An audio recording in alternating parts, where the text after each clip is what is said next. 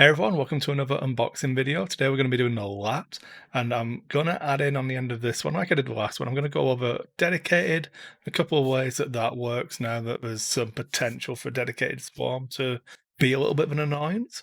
And then I'm going to look at the fire convergence ability, which is the LAT's built-in ability, and some examples of how that works as well. And yeah, hopefully you guys enjoy the video and we'll get right into it. Okay, so here we have the LAT gunship expansion for X-Wing. It came out today, so it's September the 25th, and we're going to crack it open, have a look at the contents, and then we are going to explore a little bit of an example for the fire convergence ability, which is the chassis ability for this ship, and we're going to look at the dedicated maneuver, dedicated APT as well, and how that functions. Safety first, trying to cut away from yourself when you're doing this. But I find a good X-Acto knife will get this new packaging open fairly easily. Got another medium base for the Galactic Republic, sharing the same size as the ARC 170. This will be the full contents, and then also the list of people to blame if you think it's a terrible expansion. Well, that obviously in Attack of the Clones and the Clone Wars quite extensively. A lot of people have been really looking forward to this ship, and I know I was really excited just to add it to the faction. Just the color scheme fits really well with the B19s, and it just feels like a good solid addition to the faction. So I've got two of them, and I think that that's enough. Like, we do have the points now, so having a range of like 51 to 55 points currently, so you're not able to spam 4 of them, which I think is fine. I don't even think it would be a problem spamming 4 of them. I think it's the cheaper access to them that would cause issues, because you're gonna have like just this. We're gonna get to it, but that fire convergence ability is really good. Okay, come on. I'm sure. There we go. So we're showing the paint job there. The one thing that I've found really nice this wave is what the accent color choices that they've done. So you've got that nice green on the front, and it kind of picks up again at the back. And then from different angles, you pick up that yellow color as well. I really like just those extra little details that we've put in. Well, as I said, this one I'm really looking forward to putting in the cabinet with the rest of my ships, and I feel it'll really add to the display. Not to mention, this, looking forward to getting it on the table as well. So, put it on the base so that we can have a proper look at it.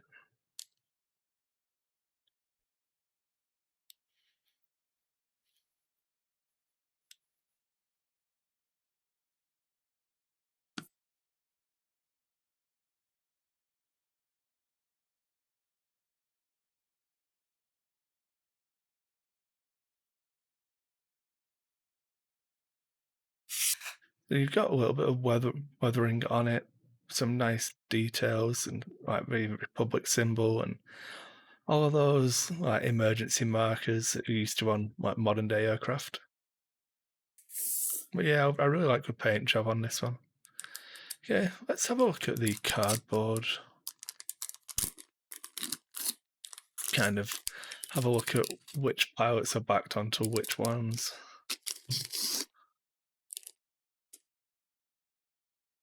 So we get the number 17 for this one. And it's a stupid thing to say, but I really like the image on it. So Hawk and Warthog.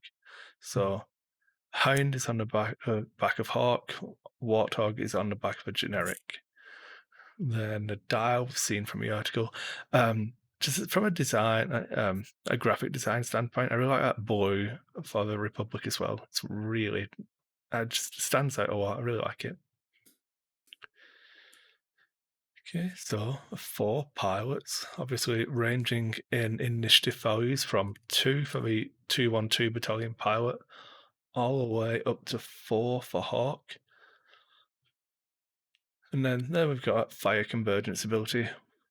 And Warhogs, I think Warhog's definitely the standout pilot if you're looking for a name, but I think the generic will stand up on its own. And then threat levels, I was quite surprised with for the quick builds, like having them as 3s all around, but like we do have a lot of upgrades in there, so. Then just separating out the generic upgrade cards that we've got in other packets and then the unique to this one. So you get another ion missile, a concussion missile, another agile gunner, which agile gunner's been a pretty hard one if I remember. I think that was only in Lando's Falcon. One Deadeye shot, one multi-missile pod. Obviously, one of each of our unique crew, one suppressive gunner. Okay, so that's the unboxing. We're now going to move on to a demonstration of dedicated and the fire convergence ability using just a Warthog Swarm I threw together. It's Warthog with nothing, 4 dedicated Blue Squadron V19s, and a Shadow Squadron pilot with Ion and R4 if you're interested. But the main purpose is to show dedicated being used and fire convergence. So obviously we're going to use this Nantex here, but it should have a focus, I'm just too lazy to put it out. But we have this lead V19 in the bullseye arc, so it's going to be 3 attack dice against 3 agility dice. Okay, so obviously blank focus will spend that invisible focus token. And that's going against 3 greens and obviously a blank out. I mean, I couldn't have planned it, putting the dice down better myself. We're going to trigger dedicated. Okay, so all of these V19s have each other in the left or right arc, and they all have a dedicated upgrade. So we're all eligible to trigger it on the one who's defending. And we're going to go with this guy here because the other one doesn't have bullseye on him. So we pay the cost of gaining a strain token and then reroll one of the dice. Then it comes up an evade.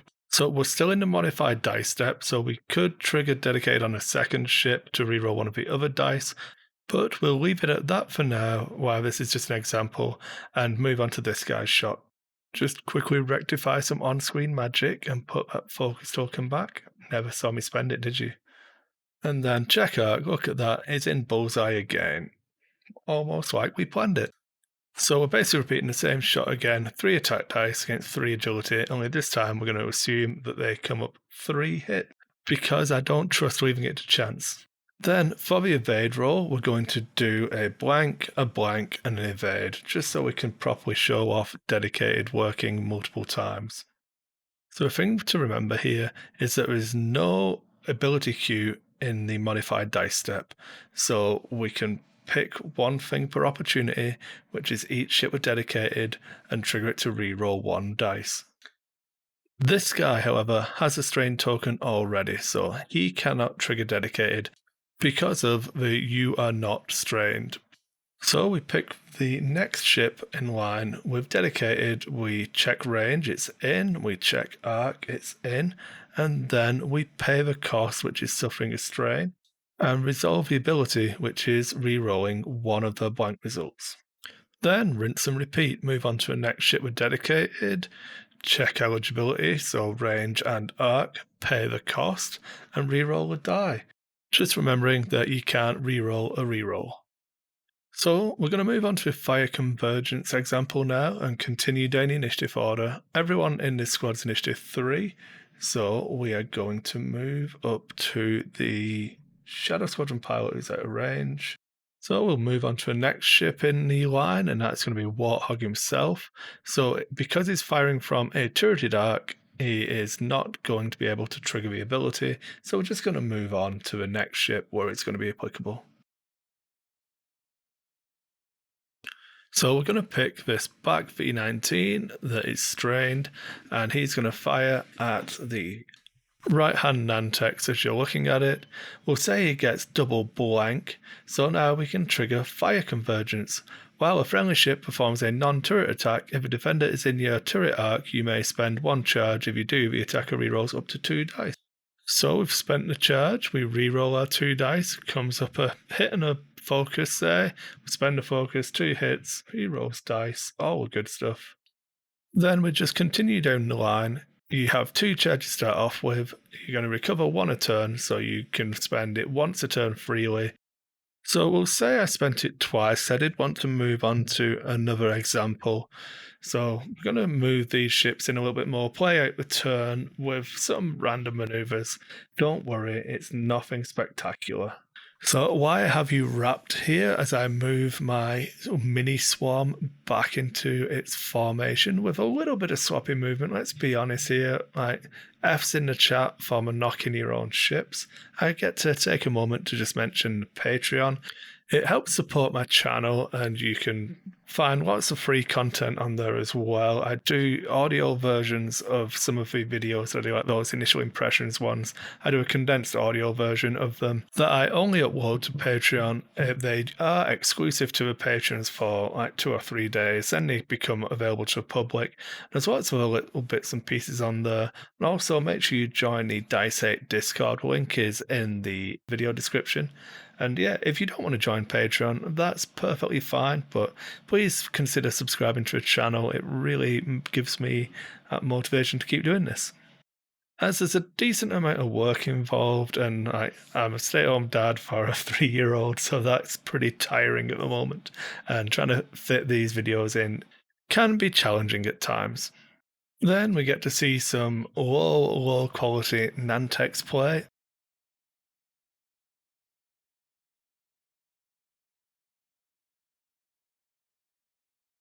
Oh god, it bumped. The end of the world's going to happen here.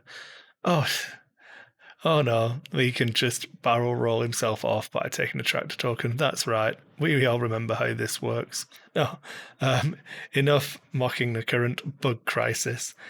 Yeah, we're going to move these out of the way. Like I said, I'm really just trying to get one of them in position to show you the last part of this fire convergence ability. In an abysmal display of piloting, this Nantex is going to do a hard 2 and then just sit there in front of everyone and take it like the Geonosian ace that he is. Digging out an evade token just for completion's sake here. And there we go.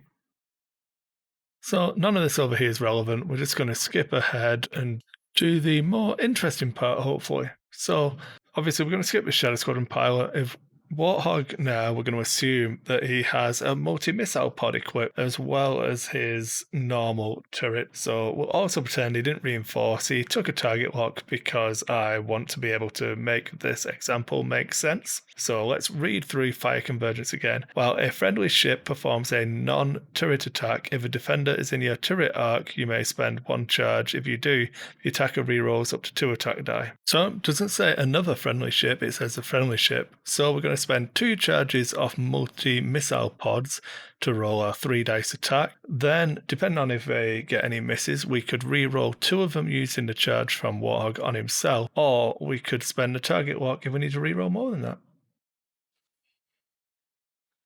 Okay, so that was the unboxing video and the examples of dedicated and the fire convergence ability being used. Hopefully you enjoyed that and found some value in it. If you did, please make sure you give us a thumbs up on the video and subscribe to the channel for more content just like this. And if you could leave us a comment of any questions you might have, or any other examples, maybe even some lists that you're planning with Warthog, any different swarms you're thinking, can you fit him in with a sinker swarm as well? Let me know and I will get back to you and try and get the conversation going on these ships. And I'll see you on the next one.